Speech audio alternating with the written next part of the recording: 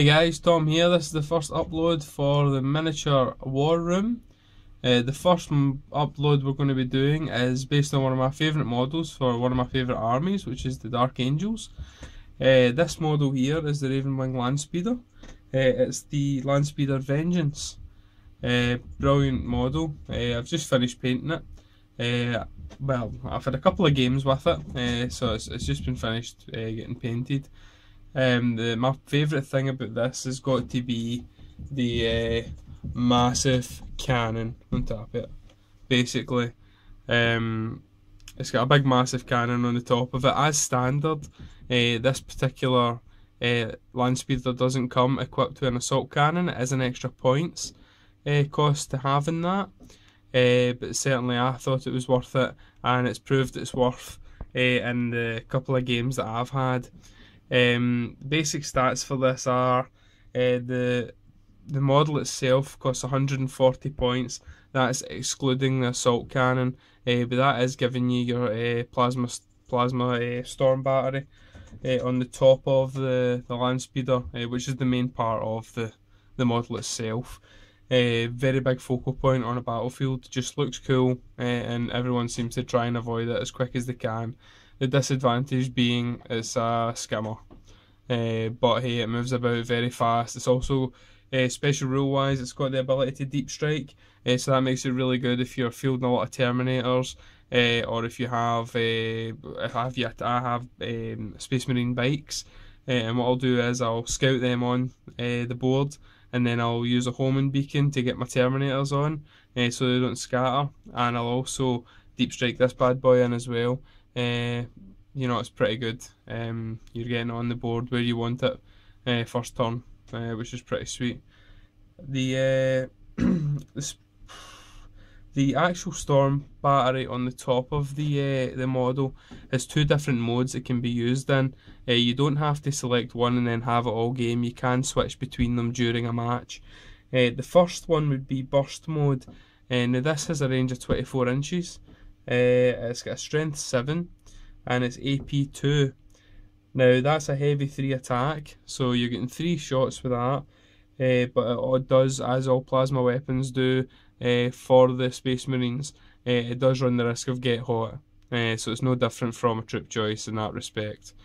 So that's your first attack, so it's heavy 3 attacks, that's strength 7 and AP 2. The other mode of attack that it can have is charged mode. The distance, the range of this weapon is the exact same whether you go burst mode or charged mode. Charged mode is going to give you a distance of 24 inches. Now, it's also a strength 7 AP 2 attack, and it's a heavy one, but it's a large blast template. So brilliant for if you're versing NIDs, or if you're versing just any army where they're all huddled up nice and tight, and you're going to take out more guys than the 3 you could have using the burst mode. Burst mode I'll use for large targets, monstrous creatures, tanks, things like that, you know, because remember, if you do use a large blast, you've always got a chance of scatter. Again, follows the get hot rule. The standard weapon it comes with, which is the heavy bolter, it does have a distance of 36 inches. Okay, it's a strength 5 and it's an AP 2, and that gives you a heavy 3. So you're getting 3 shots if you have the heavy bolter. The reason I've chose the assault cannon, I mean, it was an extra 20 points, which does put the total of this model up to 160. But if you're getting, albeit you're getting a reduced range, which is 24 inches, but with the plasma storm battery, you've got to get 24 inches in range anyway. So I don't see the advantage to having that extra 12 inches there. Strength wise, your assault cannon's a wee bit more powerful than the heavy bolter, so it can help to burst certain armours. So it's a strength 6 as opposed to the strength 5 of the heavy bolter. The AP is the exact same, so it's an AP 4 weapon, so quite a lot of things are getting a save against it either way. You're getting an extra shot when you have the assault cannon, and the assault cannon's also a rending weapon, so that really helps as well. That's pretty much it, guys. The ballistic skill of this model The stat line basically, the ballistic skill is 4, so pretty much just the same as every other Marine. Front armor 10, side armor 10, rear armor 10. So, and because it's open topped, it's an open top skimmer, so it doesn't really have a weak side. You know, it's not very heavy armored. It's just going to move about quickly, take out a couple of big targets with ease if you get them positioned and have a couple of really good rolls. Certainly, out of the 3 games I've played with this, it's been destroyed once before it even done anything, and the first time taking out Necron Ghost Ark, and the second time was Carnifex. So pretty sweet. Stroke of luck. It usually doesn't last any more than a couple of turns because people start to turn their attention to it because they're quite naive about how powerful the weapon at the top can be. So I'm just going to show you a wee bit about the model, and then that's us, guys.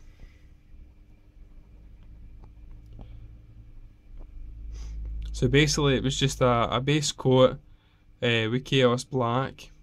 Vallejo paints mostly, although I did base this with a Citadel primer. The golds on the front of the model were actually done with Vallejo liquid gold, which is an absolute phenomenal finish that you get on that. To be honest, it is table standard. Painted it in a couple of hours just to get it out because I was desperate to get playing with it. With your Vallejo liquid golds, pretty much a thin layer and then a wash over it, and the model looks pretty decent. All the metal work here is all done with your bolt gun metal, Citadel paint. I don't think that's the name of it anymore, but you know, it's the same paint. Just pretty much everything based, washed and highlighted. A couple of wee extra details on like the gunner at the top there. I've got him, so that the wee reflection on his lens and things like that just helps. This isn't actually fixed, so for storing it in your games case, if you're going to go to your gaming club or that, you can just disconnect that and pop it off. But that's pretty much it, guys. Alright, one thing I would say, if you're going to be carrying this about quite a bit, the aerial at the back, if you want to have it there, most guys don't bother. If you're pretty particular, magnetise it, and that way you're going to get it in your model case.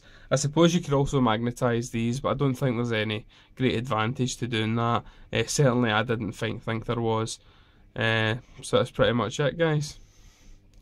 I'll just show you that.